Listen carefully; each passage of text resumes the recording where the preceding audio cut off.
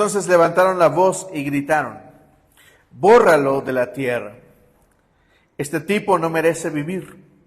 Como seguían gritando, tirando sus mantos y arrojando polvo al aire, el comandante ordenó que metieran a Pablo en el cuartel. Mandó que lo interrogaran a latigazos con el fin de averiguar por qué gritaban así contra él. Cuando lo estaban sujetando con correas para azotarlo, Pablo dijo al centurión que estaba allí: ¿permite la ley que ustedes azoten a un ciudadano romano antes de ser juzgado? Al oír esto, el centurión fue y avisó al comandante: ¿qué va a hacer usted? Resulta que ese hombre es ciudadano romano. El comandante se acercó a Pablo y le dijo: dime, ¿eres ciudadano romano? Sí, lo soy. A mí me costó una fortuna adquirir mi ciudadanía, dijo el comandante. Pues yo la tengo de nacimiento, respondió Pablo. Los que iban a interrogarlo se retiraron enseguida. Al darse cuenta de que Pablo era ciudadano romano, el comandante mismo se asustó de haberlo encadenado. Al día siguiente, como el comandante quería saber con certeza de qué acusaban los judíos a Pablo, lo desató y mandó que se reunieran los jefes de los sacerdotes y el consejo en pleno.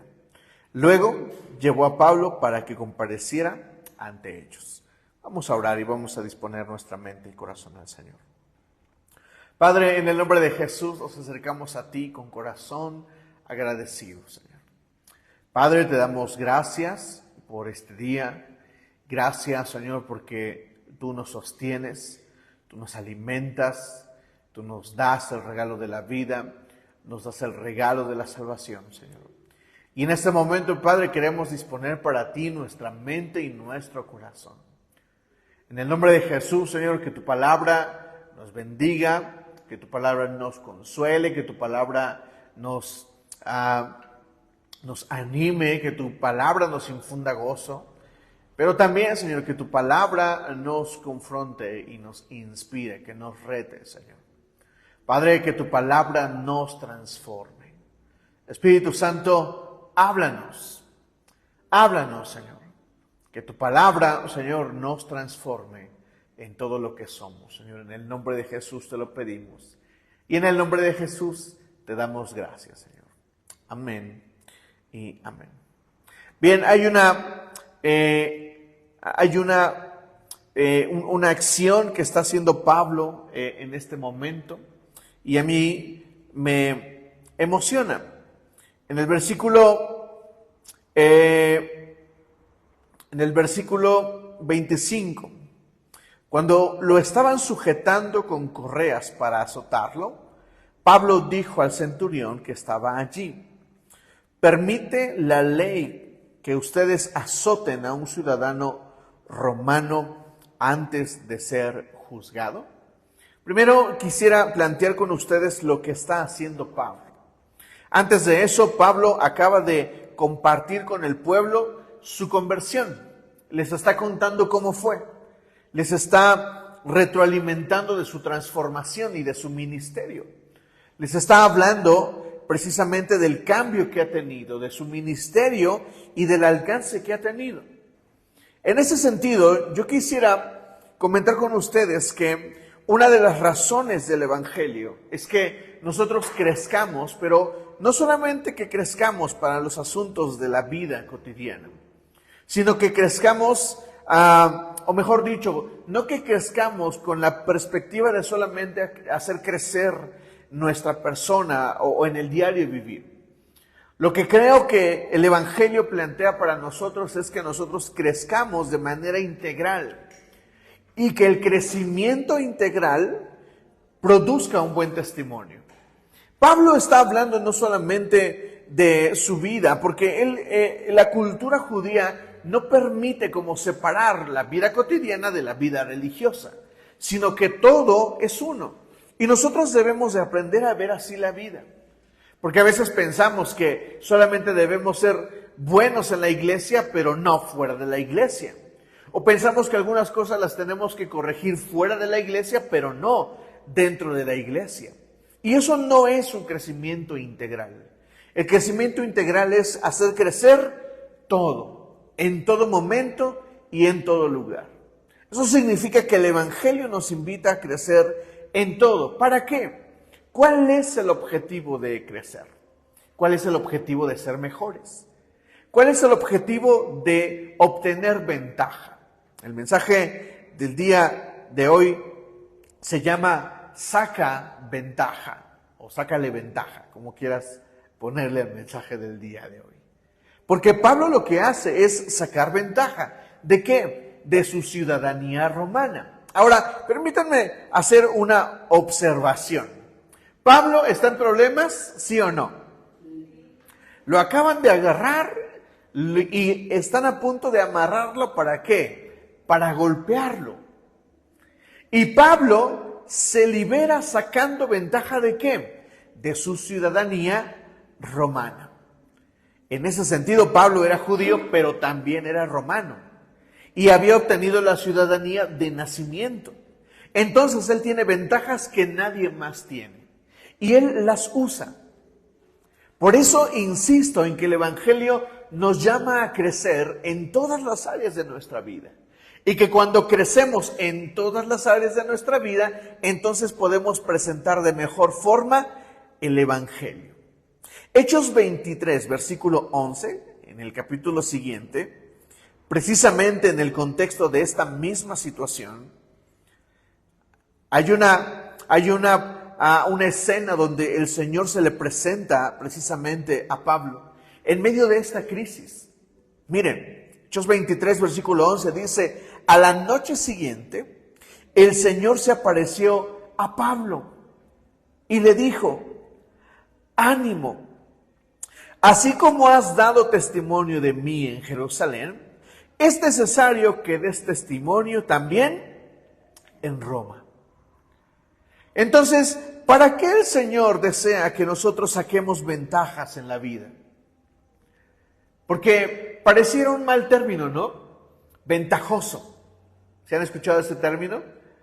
Y se piensa de forma incorrecta. Piensan que una persona que saca ventaja está haciendo mal, pero no. La Biblia nos presenta escenarios que nos plantean que sacar ventaja es bueno. Es bueno. ¿Cuántos de nosotros hemos usado ventaja para bendecir a nuestros hijos? Muchos papás han hecho un esfuerzo increíble por sacar ventaja y poderle dar un mejor empleo a sus hijos. Muchos padres que tienen puestos importantes en empresas han colocado a sus hijos en la misma empresa. ¿Están de acuerdo conmigo? Muchos tenemos ventajas que deberíamos aprovechar. ¿Con qué propósito? Y permítanme tomar el mensaje del domingo. ¿Con qué propósito deberíamos de crecer? No hay otro mejor objetivo que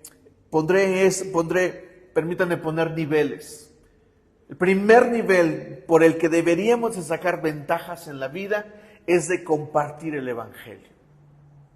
Mientras más alto lleguemos, mientras más alto estemos, mientras más tengamos influencia en nuestra sociedad, más tendremos ventajas en el reino. ¿Cómo es mejor llegar a presentarle el Evangelio a quienes no parecen fácil llegar?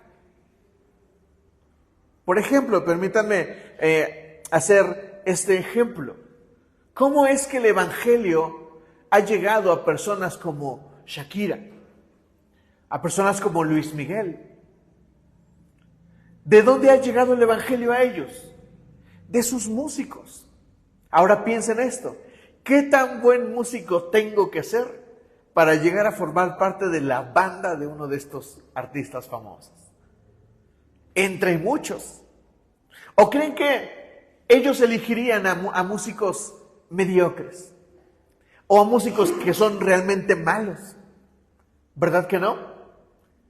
Pero la ventaja que ellos han sacado, la ventaja que han obtenido es de llegar ahí. Me encanta lo que hace Juan Luis Guerra.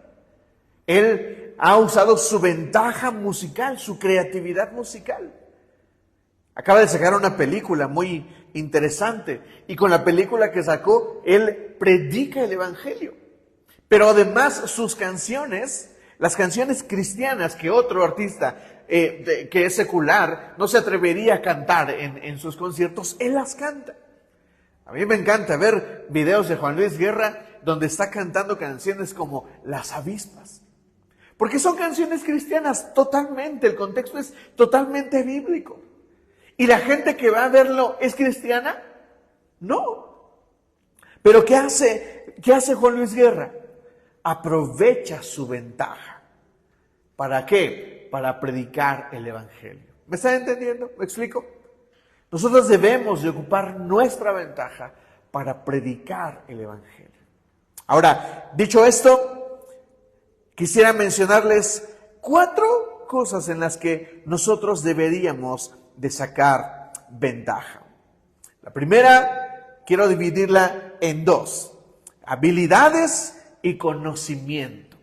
Debo de sacar ventaja de mis habilidades. Vamos a leer el primer libro de Samuel, en el capítulo 17, versículos del 34 al 36. Primera de Samuel 17, versículo del 34 al 36. Dice así, la palabra del Señor. David respondió: a mí me toca cuidar el rebaño de mi padre. Cuando un león o un oso viene y se lleva una oveja del rebaño, yo lo persigo y lo golpeo hasta que suelta la presa. Y si el animal me ataca, lo agarro por la melena y lo sigo golpeando hasta matarlo. Si este siervo suyo ha matado leones y osos, lo mismo puede hacer con este filisteo incircunciso, porque está desafiando al ejército del Dios viviente. ¿Qué está describiendo David? Su vida cotidiana. ¿Cuál era su vida cotidiana? ¿A qué se dedicaba David? Era pastor de ovejitas. Él cuidaba las ovejas. Pero vean qué habilidoso se ha convertido David en el día a día, que ha logrado crecer hasta proteger una oveja de leones y osos. Y ha desarrollado una habilidad. Perdonen lo que voy a decir, tal vez no suena muy agradable, pero es la verdad. David ha desarrollado la habilidad de matar a bestias más grandes y más fuertes que él. Él es un jovencito, pero así de jovencito ya sabe matar. ¿En qué se convierte David? En el rey de Jerusalén. ¿Y cómo lo hace? ¿A través de qué? A través de la guerra. ¿Por qué? Porque David es experto en eso. Él es el conquistador y hace uso de su habilidad. Ahora, permítanme hacer un paréntesis en este asunto de la habilidad, porque la habilidad tiene un problema gravísimo. Yo estudié música solamente 1 año, yo no estudié música en escuela, obviamente fui a la escuela, pero no a una escuela que me formara en una especie de bachillerato o de licenciatura. Tengo amigos que sí estudiaron música. Y en ese camino me he dado cuenta de uno de los mayores defectos de las habilidades. ¿Saben cuál es ese defecto? Que quienes tienen habilidad han aprendido a confiar en su habilidad. Este es un problema. Porque como saben hacerlo, no hacen crecer su habilidad. Y ese es un problema. Porque lo que eso produce son solamente dones que no son completos. La gente debería de practicar más. La gente debería de enfocarse en sus habilidades. Deberíamos de estudiar más, deberíamos de mejorar más. ¿Y cómo lo vamos a lograr? Practicando nuestras habilidades. Por eso hay muchos músicos regados por todos lados, que se quejan de no tener oportunidades, pero la verdad es que no han crecido lo suficiente como para crecer más. Son aquellos músicos que, por ejemplo, están en el metro, en un camión tocando. Ellos dicen que están buscando oportunidades. A veces no es cierto. Y muchos tal vez solamente van a llegar ahí, a un autobús, a un metro, o tocar en la calle. ¿Ahora todos son así? Por supuesto que no. Yo he visto músicos brutales tocando en la calle, que son una genialidad. No todo es así. Pero uno de los grandes problemas de la habilidad es que no se practica, no se desarrolla la habilidad. He conocido muchos niños que tienen habilidad musical y eso se nota inmediatamente, que tienen habilidades de ritmo, que tienen habilidades de afinación. Y cuando les dices, cuando los llevas a la escuela, ellos no practican, porque para ellos es muy fácil. Es sorprendentemente fácil. Y como es fácil, lo abandonan muy fácil. Así como se les hace fácil, fácil abandonan lo que hacen. Porque tienen el don, dice Funky. Tienes el don, pero te falta mucha práctica. Así es de que tenemos que aprender a sacar ventaja de nuestras habilidades, pero solamente lo sacaremos cuando practiquemos sobre nuestras habilidades. Ahora, hablemos del conocimiento. Debemos de sacar ventaja de nuestro conocimiento. Hechos 22, versículo 3, ahí en ese mismo capítulo de Hechos, hacia arriba. Hechos 22, versículo 3. Léanlo, por favor, conmigo. Hechos 22, versículo 3 dice, Pablo está hablando de sí mismo y dice, yo soy judío, nacido en Tarso de Sicilia, pero criado en esta ciudad, bajo la tutela de Gamaliel. Recibí instrucción cabal en la ley de nuestros antepasados y fui tan celoso de Dios como cualquiera de ustedes lo es hoy día. Las credenciales de Pablo, entre muchas otras, es que él es nacido en Tarso de Sicilia. ¿Por qué lo menciona? Porque es una ciudad importante. Porque es una ciudad donde se acostumbra estudiar. Y luego dice, bajo la tutela de Gamaliel. Y Gamaliel no es cualquier persona. Es el sabiondo de los sabiondos de la ley del tiempo de Pablo. Y él estudió bajo la tutela de Gamaliel. Entonces, el conocimiento que tiene Pablo acerca de la ley no es cualquier conocimiento. ¿Por qué Pablo llega a escribir la mayor parte del Nuevo Testamento? Miren, tenemos Mateo, Marcos, Lucas, Juan, los 4 evangelios, que fueron escritos por estas personas. Pero luego tenemos Hechos, que lo escribe Lucas, y luego todo el contenido, el mayor contenido de la Biblia está desarrollado ¿por quién? Por Pablo. Todas las cartas paulinas se llaman así. ¿Por qué? ¿Quién las escribió? Pablo. Es el escritor nada más y nada menos que de la mayoría del Nuevo Testamento. La doctrina que nosotros practicamos hoy, la analizamos y la obtenemos de los escritos del mismo Pablo. Así es de que Pablo hace uso de su conocimiento. Hay un problema con el conocimiento. ¿Cuál es? Pues que a veces no obtenemos más conocimiento. Nunca será suficiente conocimiento. Dice la Biblia que mi pueblo se perdió por falta de sabiduría. ¿Por qué nos perdemos? Por falta de conocimiento, por falta de sabiduría. Y es un problema cuando, como hijos de Dios, no aprendemos más. Pablo, cuando habla del conocimiento, él dice, les he enseñado para que no sean como niños, llevados por cualquier doctrina y se pierdan. Eso significa que Pablo nos está invitando a crecer ¿en qué? En el conocimiento. ¿En el conocimiento de qué? De la ley, de la palabra de Dios. Necesitamos aprender más.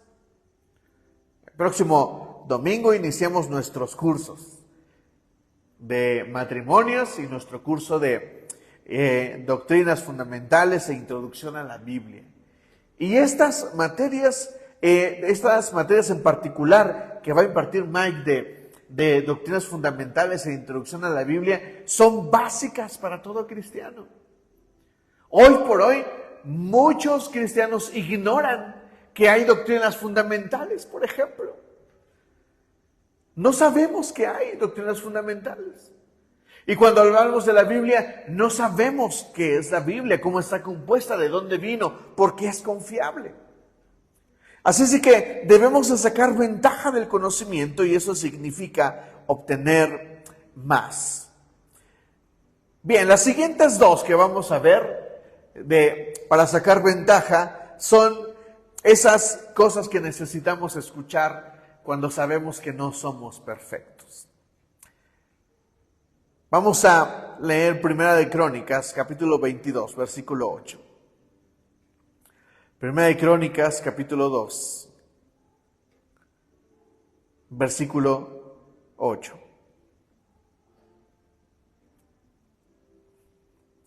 Antes de leerlo, permítanme poner contexto. Perdón, es Primera de Crónicas 22, 8. Primera de Crónicas 22, 8. David ya es rey y él tiene un deseo en su corazón. Él quiere construir una casa para el Señor. En otras palabras, él quiere construir un templo para el Señor. Pero hay una cosa que David ya no puede hacer. Por eso a esta parte le llamé, saca ventaja de lo que ya no puedes hacer. Como adultos, hay cosas, ¿están de acuerdo conmigo?, que ya no hicimos jamás. Tú estás chiquita, Jade, pero adultos que están conmigo, ¿están de acuerdo? Hay cosas que soñamos de jóvenes que hoy ya no podemos hacer. Que por más que intentemos, será imposible lograrlas. Bueno, David se encuentra en esta situación. Él ya ha crecido, ya ha forjado su reino y él quiere construir un templo, pero no puede. ¿Qué se lo impide? ¿El dinero? No. ¿Qué se lo impide? ¿El terreno? Tampoco. ¿Qué se lo impide? ¿Su posición? No. Lean conmigo 1 Crónicas 22, versículo 8. David está expresando su deseo de construir un templo y esta es la respuesta del Señor.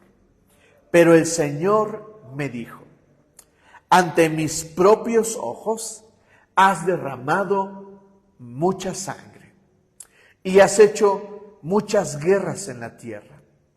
Por eso no serás tú quien construya un templo en honor de mi nombre. Están cerradas las puertas para David. Él tiene un enorme deseo en su corazón. Y el Señor se lo aprecia, pero le dice a David, lo siento, no puedes. ¿Por qué, Señor? David, has derramado mucha sangre. Has sido muy violento. Tus manos tienen mucha sangre. Y como adultos, hay cosas que nosotros ya no podemos alcanzar y no podremos hacer por muchas razones. Por nuestras malas decisiones, por nuestra negligencia, por no aprovechar el tiempo. ¿Están de acuerdo conmigo?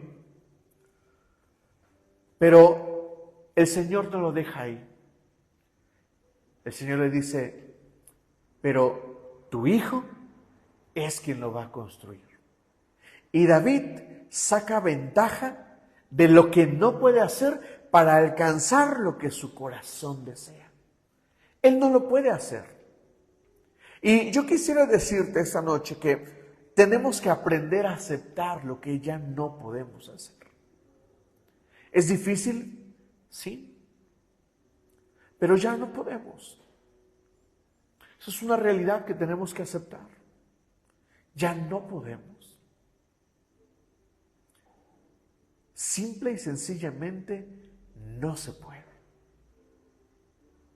Y si yo no puedo hacerlo, permítanme hablar en la simbología bíblica. El Señor le dice a David que su hijo sí va a construir el templo. ¿Quién construye el templo? Su hijo Salomón. Ahora, ¿cuál es la simbología de un hijo? Bueno, en la Biblia, tener un hijo o dar a luz un hijo, no solamente se trata de tener hijos. En la Biblia, tener hijos simboliza una promesa. En la Biblia, tener hijos simboliza las promesas de Dios.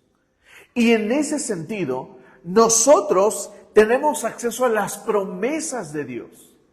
Y hay cosas que tal vez se nos prometieron a nosotros que por nuestras, vuelvo a repetir, por nuestras malas decisiones, por falta de oportunidades, sea que sea nuestra responsabilidad o no, por la que no lo pudimos alcanzar, hay una palabra de parte del Señor para nosotros esta noche, y es esta, la promesa.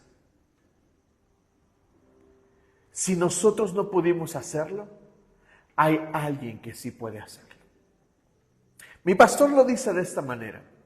Cuando mi pastor habla de la parábola de los talentos, ¿se acuerdan cuál fue la característica del último? ¿A quien le dieron cuántos talentos? 1. ¿Y qué hizo? Fue y lo enterró. No produjo nada. ¿No dio qué? Fruto. Y entonces cuando viene el Señor y pide cuentas, ¿qué dice este siervo negligente? Ay, Señor, es que yo pensé que tú, como de la nada pareces cosas, pues yo pensé que le ibas a hacer así. Y le dice el Señor esto: siervo malo y perezoso. Y dice esta frase que me encanta: debiste de haber metido mi dinero, ¿a dónde? Al banco. Porque hubiera producido ¿qué? Intereses. Bueno, mi pastor lo dice de esta manera, lo dice mejor que yo. Cuando ha llegado el tiempo de que no has alcanzado cosas, tus recursos deberían servir para que esa promesa que Dios te dio se cumpla en alguien más. Te voy a dar un ejemplo. Lo que hace Miriam en este momento ahí adentro es meter sus recursos al banco. Porque lo que Miriam no alcanzó, por miles de razones, ¿quién sí lo va a alcanzar? Maura. ¿Sabes qué? Maura es más pequeña que Miriam cuando Miriam empezó a tocar el piano. Yo ando buscando saxofonistas desde hace mucho y no me sale uno. Pero he llegado a la decisión de que voy a agarrarlo a fuerza y órale, ya, toca. Porque lo que yo no he alcanzado a hacer en mi instrumento, por muchas razones, y tal vez deba de mencionar negligencia y falta de compromiso, alguien más sí lo puede hacer. A mí me encanta que Jade tiene una sorprendente habilidad para la batería. Es tu momento, Jade. Eres el banco. Así es de que debemos de sacar ventaja de lo que ya no pude alcanzar. Te voy a contar esta historia para terminar esta sección. Junto a mis primos, formábamos la banda de la iglesia de donde yo nací, cristianamente. Y llegó el momento en el que nos hicimos conocidos, porque lo disfrutábamos y, modestia aparte, no éramos tan malos. No éramos la excelencia, la brutalidad de músicos, pero no éramos tan malos. Y el alcance más grande que tuvimos fue que un tipo nos contactó, no me pregunten cómo. El asunto es que llegamos con él y tocamos en un congreso para miles de jóvenes.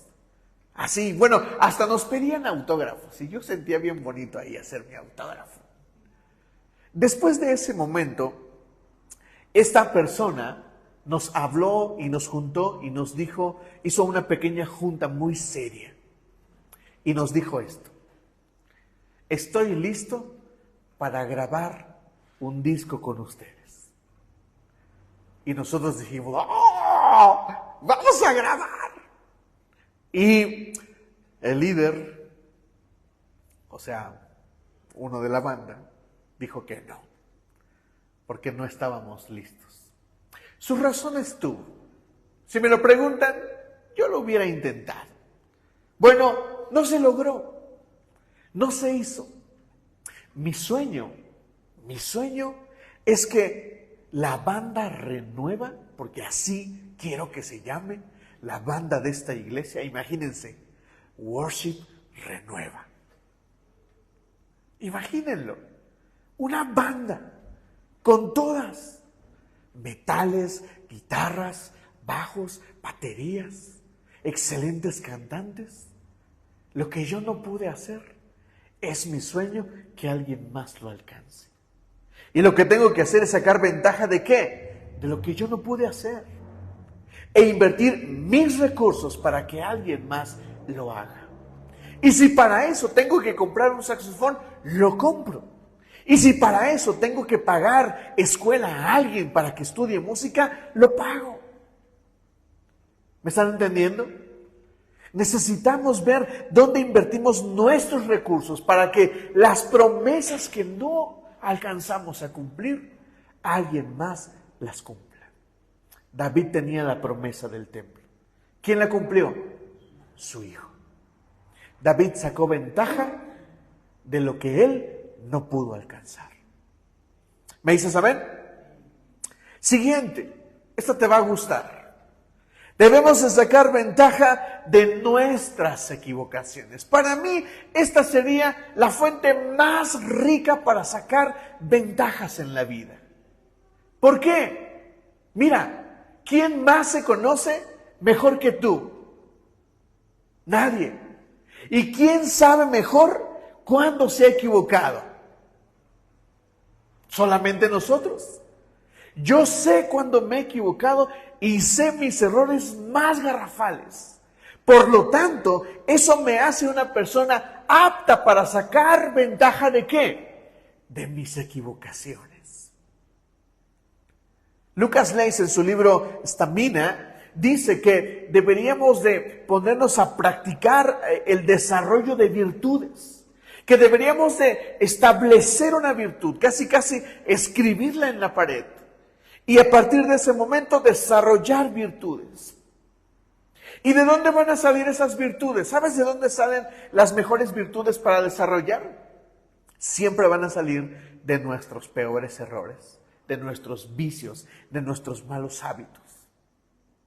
Mira, vamos a leer Jueces capítulo 16 del versículo 28 al 30.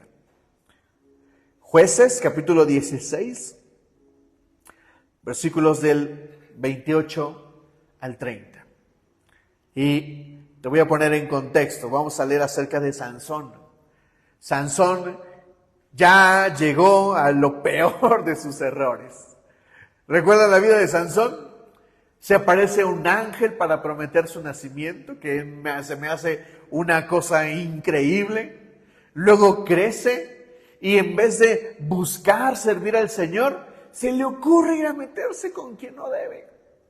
Se enamora tiene una esposa, le matan a la esposa, luego toma venganza, luego gobierna, pero después vuelve a equivocarse para caer en manos de Dalila, la filistea. Por eso, entre nosotros decimos en broma, no te andes metiendo con las filisteas, no te andes metiendo con los filisteos, esos no valen la pena. Y después de Dalila lo traiciona, lo agarran le sacan los ojos, le cortan el pelo, se burlan de él. Hay un pasaje que a mí me sorprende de Salomón. Cuando lees su historia hay un momento donde dice que el Espíritu Santo abandonó a Salomón y él no se había dado cuenta. Y hay momentos donde nosotros somos tan, perdónenme la expresión, pero somos tan brutos que no nos damos cuenta de lo que perdemos. Y después de este momento, Salomón ya está en lo peor. Ya le sacaron los ojos, se burlan de él, pero en el último momento de su vida, él saca ventaja. Léanlo conmigo. Jueces 16, versículos del 28 al 30. Entonces Sansón oró ¿a quién? Al Señor. Oh, mi Señor Dios, acuérdate de mí. En pocas palabras, él dice: Señor, la regué en grande. Regué el tepache, pero lo regué, Señor. Acuérdate de mí. Oh Dios, te ruego que me fortalezcas solo una vez más. Déjame de una vez por todas, vengarme de los filisteos por haberme sacado los ojos. Luego, Sansón palpó las dos columnas centrales que sostenían el templo y se apoyó contra ellas. La mano derecha sobre una y la izquierda sobre la otra. Y gritó: muera yo junto con los filisteos. Luego empujó con toda su fuerza. Entonces el templo se vino abajo sobre los gobernantes y sobre toda la gente que estaba allí. Fueron más los que Sansón mató al morir que los que había matado mientras vivía. Miren nada más. Su mayor éxito, ¿dónde lo sacó? En la peor de sus equivocaciones. ¿De dónde sacó Sansón ventaja? Del peor de sus errores. Así es de que debemos aprender a sacar ventaja de nuestras equivocaciones. Aprende a ver tus equivocaciones como una fuente de ventaja. Mira, si no te equivocaras, ¿cómo sabrías que estás mal? Si no te equivocaras, ¿cómo sabrías que te equivocaste? Valga la redundancia.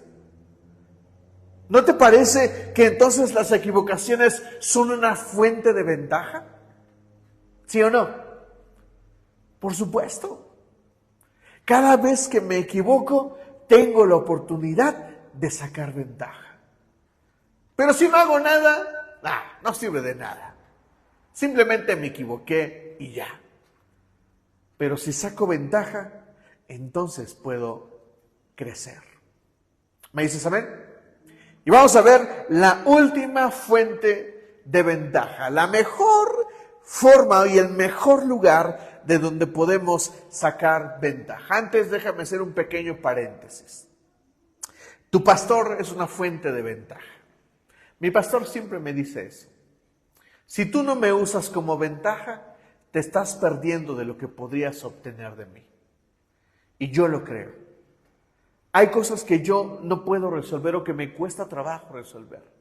Y que cuando tengo esas situaciones, agarro el teléfono y le llamo o le escribo a mi pastor. Paz, ¿cómo hago esto? Tengo esta situación en la iglesia. ¿Qué hago? Mi pastor representa una ventaja para mí.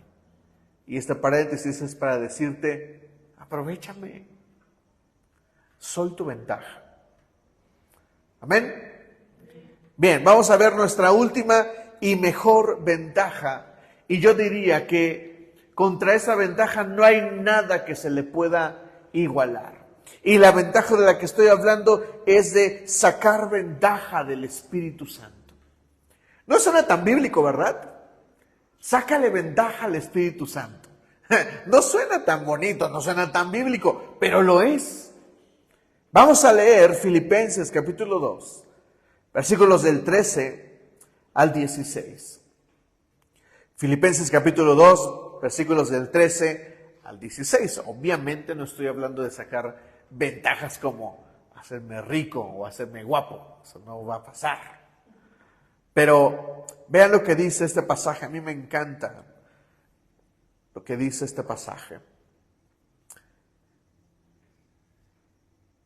Filipenses 2, del 13 al 16. Dice así: pues Dios es quien produce en ustedes tanto el querer como el hacer, para que se cumpla su buena voluntad.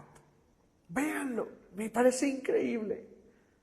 Pues Dios es quien produce en ustedes tanto el querer como el hacer, para que se cumpla su buena voluntad.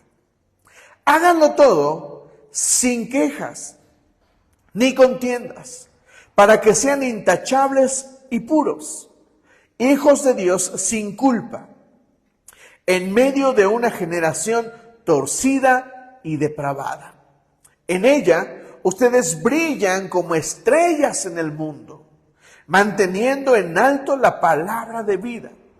Así, en el día de Cristo, me sentiré satisfecho de no haber corrido ni trabajado en vano. ¡Wow!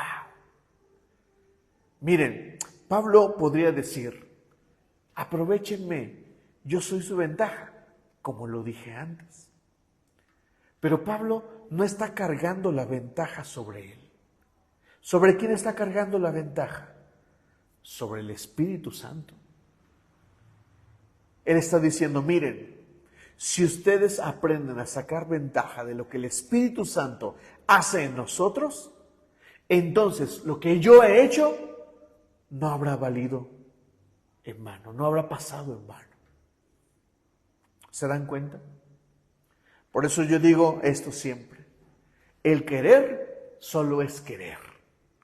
Esa cosa de que dicen todos afuera y que como muy mexicanos lo decimos, querer es poder. No, no es cierto. Porque la Biblia dice que Dios pone en nosotros ¿qué? El querer y ¿qué? Y el hacer. Porque por más que quieras, si no lo haces, ¿sirve de algo querer? No. Por eso querer solo es querer. Tú puedes querer un carro, puedes querer una comida rica, puedes querer cualquier cosa. Pero eso no servirá de nada a menos que dentro de ti haya el hacer. Y quien produce esto en nosotros es ¿quién? El Espíritu Santo. Por eso dice Pablo: Apolos plantó, yo regué, pero quien da el conocimiento es, el crecimiento, perdón, ¿es quién? El Señor, el Espíritu Santo. Así es de que no hay excusas para sacar ventajas. Y no es un mal concepto. Tenemos que aprender a evaluar nuestros conceptos. Obviamente no estoy diciendo que seamos ventajosos a la mala. Estoy diciendo que seamos ventajosos de lo que el Señor nos da a nosotros. ¿Me están entendiendo? ¿Me explico? Entonces, en ese sentido, nuestra mejor fuente de ventaja es el Espíritu Santo. No se vale decir no puedo. No se vale decir, ya lo intenté muchas veces. No. Porque nuestra mayor ventaja está en el Espíritu Santo, que pone en nosotros el querer y el hacer. ¿Hay algo imposible para nosotros? No. ¿Hay pecados imposibles de vencer? No. ¿Hay objetivos imposibles de alcanzar? No. Incluso en medio de nuestras equivocaciones. ¿Por qué? Porque el Señor pone en nosotros el querer como el hacer. ¿No te parece esto una excelente noticia? Una buena noticia en la vida. Como adultos deberíamos de buscar cada vez más ventajas en el Señor. Y deberíamos de educar a nuestros jóvenes, a nuestros hijos, a que alcancen y que aprovechen sus ventajas en la vida. Si no, entonces la vida se habrá vivido en vano. Ponte de pie y vamos a dar gracias al Señor.